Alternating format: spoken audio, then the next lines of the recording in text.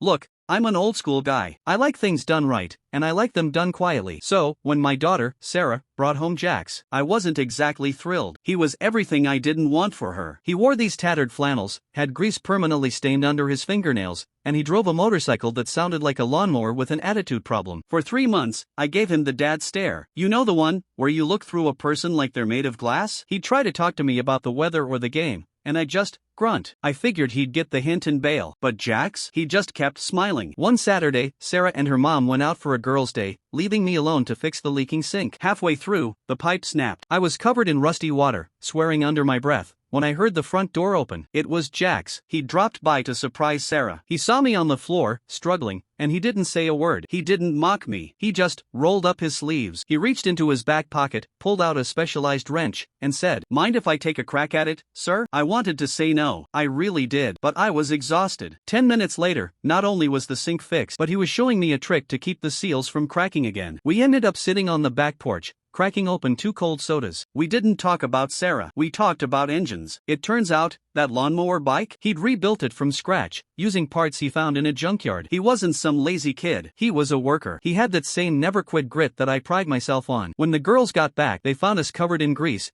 arguing over the best year of the Ford Mustang. Sarah looked at her mom and whispered, "I think he's in." And she was right. Jax didn't need to impress me with words. He showed me who he was, one bolt at a time, and honestly, I'm glad he stayed.